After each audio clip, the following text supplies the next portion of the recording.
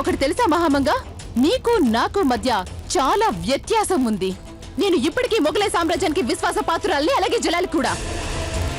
ఇప్పటికీ నా నరాల్లో రాజవంశపు రక్తమే ప్రవహిస్తోంది. జోధా బేగంకి ఆమె అన్నయ్యకి మధ్య అక్రమ సంబంధం అంటగట్టేంత నీచానికి నేను దిగజారలేను. ఛీ! నేను చేసిందంతా మనందరి ప్రయోజనం కోసం చేశాను. ఇందులో మనందరికీ లాభం ఉంది. మీకు నాకు జలాల్కి కూడా లాభం. కాదు మహామంగా, ఇది కేవలం మీ అపోహ మాత్రమే. ఇందులో ఉన్నదల్లా మీ ప్రతీకారం ఒక్కటే. అందరికంటే అగ్రస్థానంలో ఉండాలన్న మీ కోరికే ఇందులో ఉంది. ఎందుకు మహామంగా? ఎందుకని? అసలు మీరదంతా ఎందుకు చేశారు? నాకైతే జోధా బేగం వల్ల ఇబ్బంది ఉంది, నా పదవికి ప్రమాదం ఉంది. కానీ మీకు, మీ నుంచి జోధా బేగం ఏం లాగేసుకోగలదు? ఏది లాగేసుకుంటుందో అన్న భయం మీకు కూడా ఉంది కదా రుకియా బేగం. జలాల్ని నా నుంచి ఎవరు లాగేసుకోలేరు.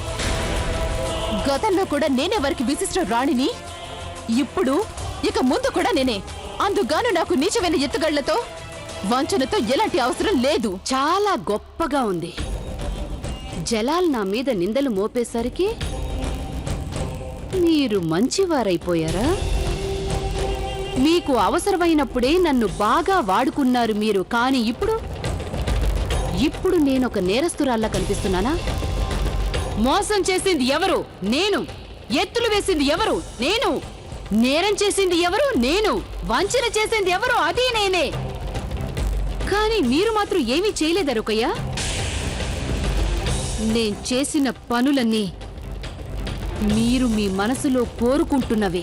మీరు కూడా జోధా బేగంని జలాల్కి దూరం చేయాలని కోరుకున్నారు. మీరు కూడా ఎన్నో ఎత్తులు వేశారు, మీరు కూడా మోసాలు చేశారు, మీరు కూడా పన్నాగాలు పన్నారు. కానీ మీరు కొంచెం విభిన్నంగా ఉండుండొచ్చు, నాకంటే భిన్నంగా ఉండుండొచ్చు. ఇప్పుడు జలాల్ నన్ను దూరం చేసుకున్నాడని మీరు కూడా నా మీద ఎగిరి పడుతున్నారా రుకయ్య? చాలు, ఇంకా మీ వాగుడు నేను వినదలుచుకోలేదు. వింటే మంచిది, లేదంటే ముందు ముందు బాధపడతారు మీరు.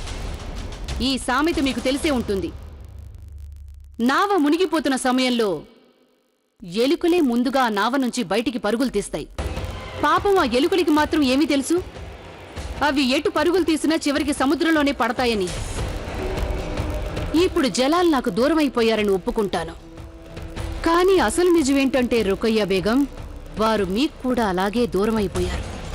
ఎందుకంటే వారు జోధా బేగంకి అంతులేనంత చేరువైపోయారు. ఇక ఆ నిజం మీకు కూడా తెలుసు.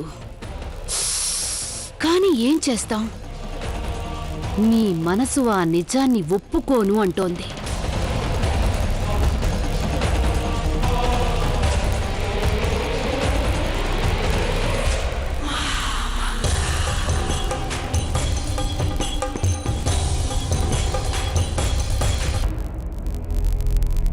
షహన్షా గారి వాళ్ళ ఏ తీర్పు చెప్తారో? మొఘలాయి సామ్రాజ్యానికి హాని కలిగించిన వాళ్ళు వీళ్ళిద్దరు. షెహన్షా వీళ్ళిద్దరిని ఉరికమ్మం ఎక్కిస్తారు. ఈ పిల్లల మొహాలు చూస్తే జాలిగా ఉంది.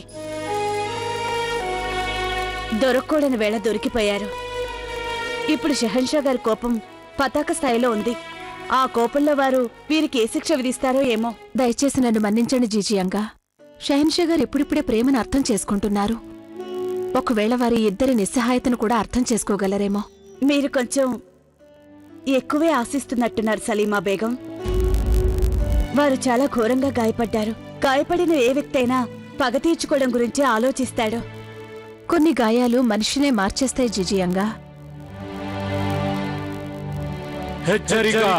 హిందూ దేశపు షహీన్షా అల్లాహ్ ప్రతిరూపం, బహుశా శాంతి కిరణం బాద్షా జలాలుద్దీన్ మొహమ్మద్ ఏం చేస్తున్నారో.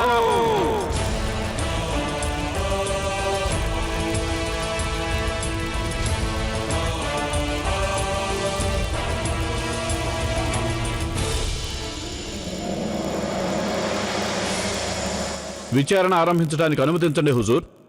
కానివ్వండి హుజూర్. మొఘలాయి సామ్రాజ్యం నుంచి పరారైన ద్రోహులు ఆమేరు రాజకుమారి శివాని తేజోవంతులను మీ ముందు హాజరుపరచడమైంది. శివానికి మీర్జా హకీంతో నికా నిర్ణయించడమైనది. స్వయంగా ఈవిడే ఈ నికాకి అంగీకారం తెలిపారు. కానీ సరిగ్గా నికాకి ముందు వీరిద్దరూ పారిపోయారు.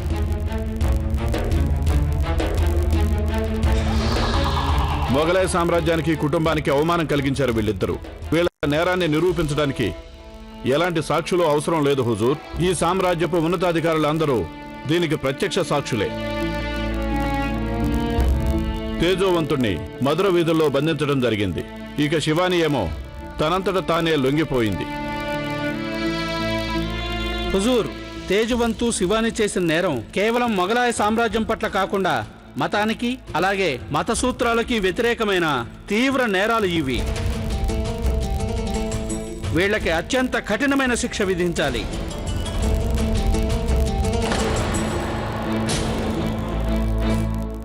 నువ్వేదైనా చెప్పదలుచుకున్నావు తేజ్వంత్? అసలు అపరాధమే చేయనప్పుడు వివరణతో పనే ఉంది షెహన్షా. నేను ఎలాంటి అపరాధము చేయలేదు.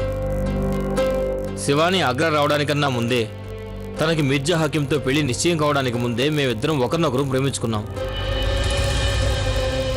కలిసే జీవితం గడుపుదామని వాగ్దానం చేసుకున్నాం. పైగా ప్రేమించడం అదేమీ నేరం కాదుగా. నిజానికి మేము 3 జీవితాలు నాశనం కాకుండా కాపాడాం. నువ్వు అంతగా ప్రేమించినట్లయితే మరి ఎందుకు పారిపోయినట్లు? మేము గనక నిజం చెప్పి ఉంటే అప్పుడు మా ఇద్దరికి పెళ్లి జరిపించుండేవారా షెహన్షా? ఒకవైపు ఏమో మీరు, రెండో వైపు బారాముల్లా మహారాజ్ గారు. మీ ఇద్దరి బలం ముందు మా ఇద్దరి ప్రేమ బలహీనమైపోయేది. అంతేనా? మీరు గనక ప్రేమను అపరాధంగా భావిస్తే మీకు ఇష్టం వచ్చిన శిక్షని మాకు విధించవచ్చు. నీ అపహరణ గురించి నువ్వేమైనా చెప్తావు శివాని? అవును సహింషా, అన్నిటికంటే ముందు నేను మిమ్మల్ని క్షమాపణ కోరాలి. నా కారణంగా ఇక్కడ మీకు, అక్కడ మా నాన్నగారికి తలవంపులు వచ్చాయి. కానీ నేను చేసిన నేరం ఏమిటంటే, నేను నా హృదయం చెప్పినట్లు విన్నాను. ఒకవేళ నేను మీర్జా హకీం గారిని వివాహం చేసుకుంటే అది వారి పట్ల నేరం చేసినట్టు అయ్యేది. ఎందుకంటే తేజవంతుని తప్ప వేరొకరిని ప్రేమించడం సాధ్యం కాదు. ఒకరికి భార్యనయ్యుండి వేరొక వ్యక్తిని ప్రేమించడం, కట్టుకున్న భర్తను ప్రేమించకపోవడం, ఇది అన్నిటికంటే పెద్ద నేరం అవుతుంది. ఆ నేరం నేను చేయడానికి ఇష్టపడలేదు. అందుకే ఈ పొరపాటు చేశాను. అత్తగారు, జలాల్ తన నిగ్రహాన్ని కోల్పోయి అదుపు తప్పుతారని నాకు చాలా భయంగా ఉంది. పైగా తన చెల్లెల్ని కాపాడడానికి ఇప్పుడు జోదా బేగం కూడా లేదు కదా. నా నమ్మకం ఏమిటంటే జలాల్ ఏ నిర్ణయం తీసుకుంటాడో అది సరైందే అయ్యుంటుంది.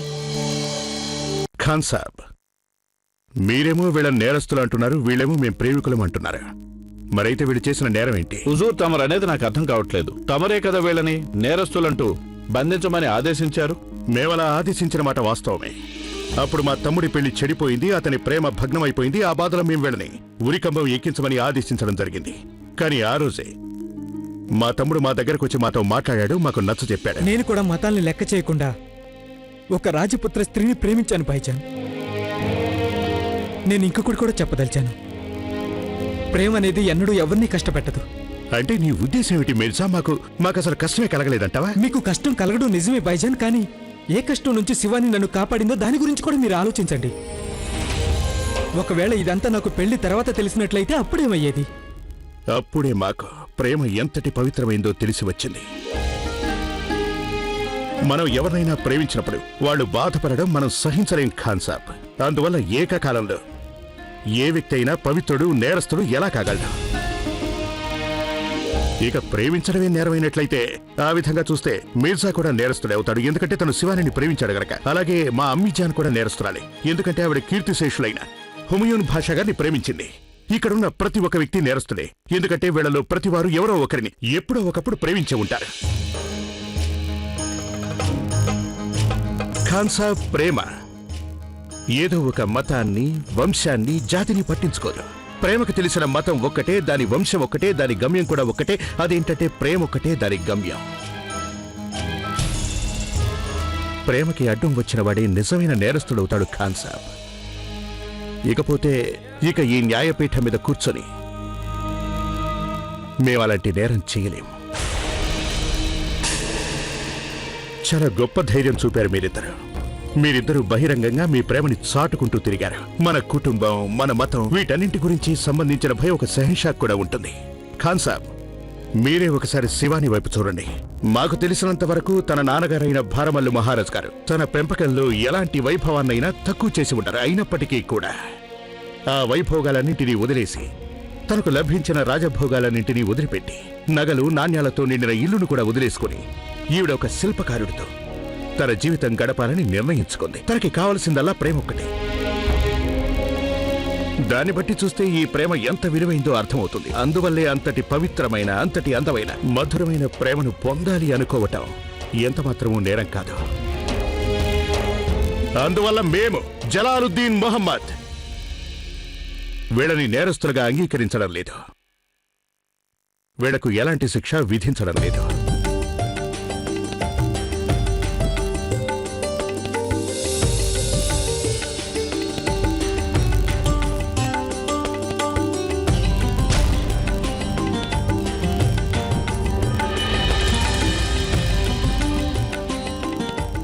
వీళ్ళిద్దరినీ విడుదల చేయొచ్చు.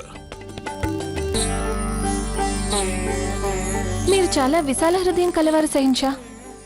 హృదయమా?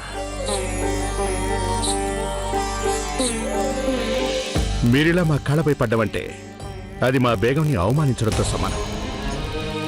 నాకు నిజంగా చాలా సంతోషంగా ఉంది మీరు మా ప్రేమను అర్థం చేసుకుని దాని శక్తిని గ్రహించినందుకు.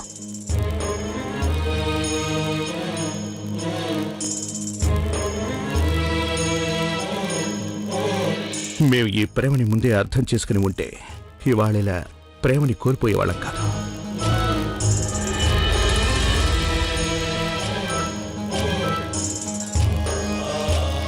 తేజవంత్ మేము విన్నంత వరకు మీరు చాలా గొప్ప శిల్పకారుడని విన్నాం. అందువల్ల మేము మీకు ఒక పని అప్పగిస్తున్నాం. ఖాన్ సాబ్, నేటి నుంచి తేజవంతిని రాజశిల్పాచార్యుడి పదవిలో నియమించండి. సెహిన్షా, మీకు ధన్యవాదాలు చెప్పుకోవడానికి నాకు మాటలు చాలడం లేదు. ఆ దేవుడు మీకు సర్వం ఇవ్వాలి, మీ కోరికలను తీర్చాలి, ఈ లోకంలో సుఖాలన్నీ మీకు లభించాలి. సుఖాల ప్రస్తుతం అది మాకు దూరం అయిపోయింది శివాని. అది మా జ్యోతా బేగం.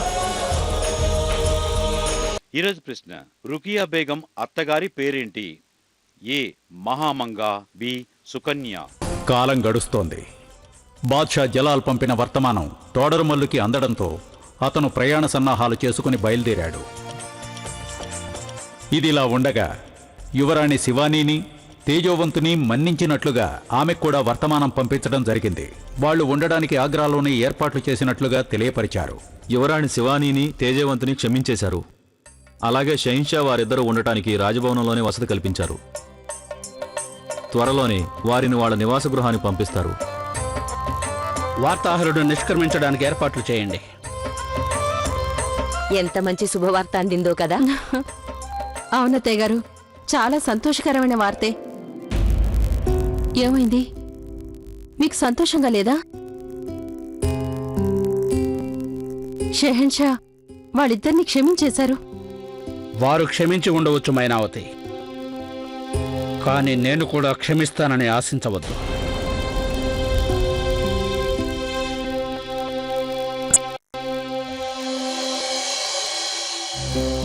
నాన్నగారు, పిల్లలన్నాక తప్పులు చేయడం సహజమే కదా. ఏమైనా కానీ తను మీ కన్న కూతురే కదా. కూతురా? కూతురంటే తండ్రి ప్రతిష్టని కాపాడాలి, అంతేకాని తండ్రి పరువు ప్రతిష్టల్ని మట్టిపాలు చేయకూడదు. ఏ రోజు తను ఆ శిల్పకారుడితో పారిపోయిందో ఆ రోజే నా దృష్టిలో తను చచ్చిపోయింది. నాకు తనకి మధ్య ఎలాంటి సంబంధాలు లేవు. నాకు తను లేదు.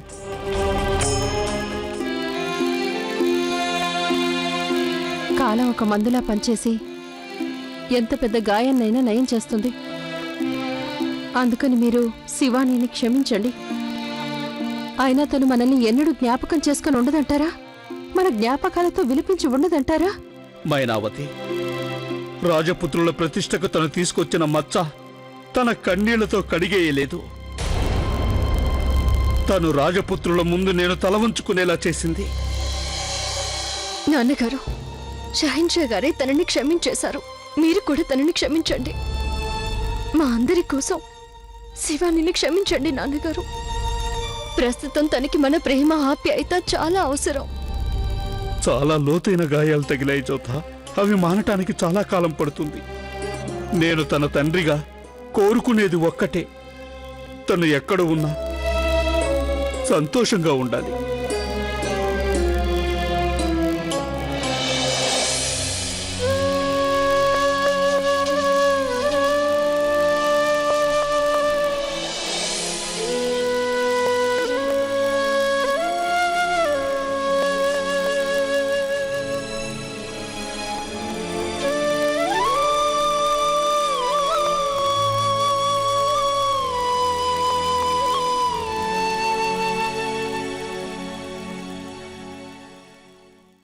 జోదా, ఏడుస్తున్నావా నువ్వు?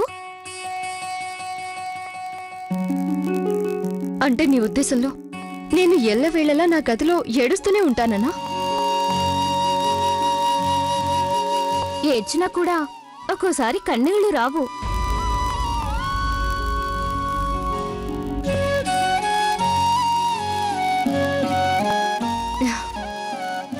అలాగా? అయితే నా దుఃఖానికి కారణం కూడా నువ్వే చెప్పు. ఈ కారణం చాలదా? నీ ప్రేమ నిన్ను వెంటాడుతూ ఇక్కడికి రావడం కారణం కాదా? కానీ నువ్వు తనని వెళ్ళగొట్టేశావుగా. నేనేం వెళ్ళగొట్టలేదు. నేను కేవలం ఎన్నో సందర్భాల్లో ఎవరినైనా స్వీకరించలేదంటే తిరస్కరించడం అవుతుంది. చాలా మంచివారాయన. నేను విన్న ప్రకారం వారు మీ చెల్లెల్ని, తన ప్రేమికుణ్ణి కూడా క్షమించేశారంట కదా? కాని పాపం ఆయన్ని నువ్వు మాత్రం క్షమించలేదు. అలా ఎలా క్షమించేశారో? వారికి ప్రేమ హృదయాల గురించి ఏమైనా తెలిస్తే కదా. అలా అనకు. జంతువులు కూడా ప్రేమ భాషని అర్థం చేసుకుంటాయి. మరి వారు ఒక మనిషి కదా. నీకు ప్రేమ గురించి అంత బాగా ఎలా తెలుసు? ఎందుకంటే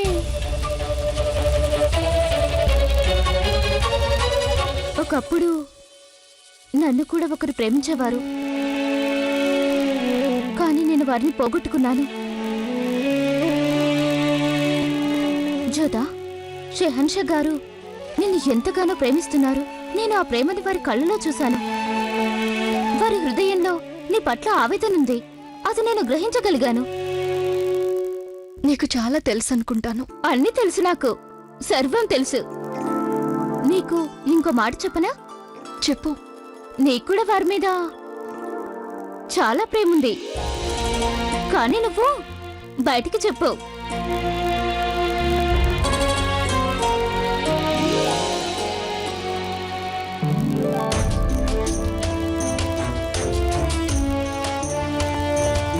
ఆదాబ్ హుజూర్, తమరు ఆదేశించిన ప్రకారం తోడరమల్ సాహెబ్ ఇదిగో మీ ముందున్నారు.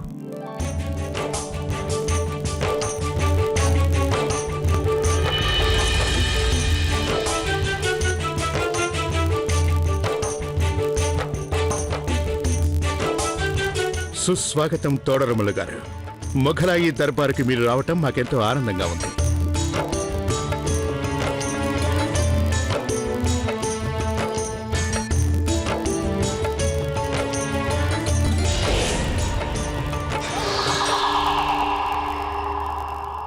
మేం మిమ్మల్ని చూడటం ఇది మూడోసారి.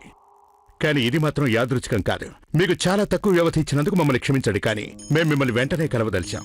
తమరు ఆహ్వానించడం మాకెంతో గర్వంగా ఉంది షహన్షా. ఆజ్ఞాపించండి. ఈ వ్యవహారం ఎంత క్లిష్టమైందంటే మేము నేరుగా విషయానికి వచ్చేస్తాం. మా ఖజానా అలాగే పద్దుల విషయంలో మాకు కొన్ని చిక్కులు ఎదురవుతున్నాయి. ఏదో గందరగోళం జరుగుతున్నట్టుగా ఉంది.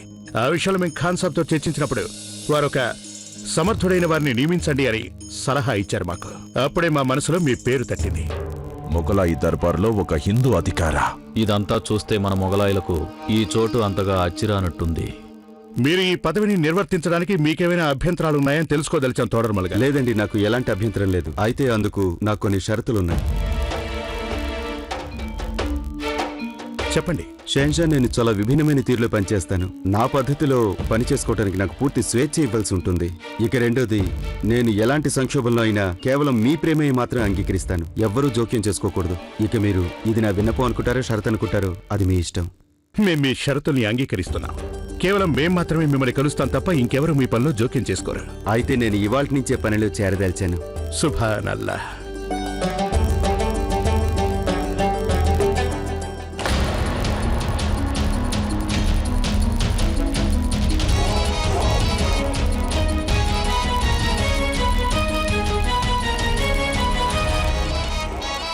ఈరోజు ప్రశ్న, రుకియా బేగం అత్తగారి పేరేంటి? ఏ మహామంగా, బి సుకన్య. సరైన సమాధానాన్ని ZTJA అని టైప్ చేసి స్పేస్ ఇచ్చి ఏ లేదా బి అని టైప్ చేసి 57575కి ఈరోజే SMS చేయండి. SMS కాంటెస్ట్ లో పాల్గొనండి. XXX వారు అందించే రోజుకో వెండి విగ్రహం మీ సొంతం చేసుకోండి.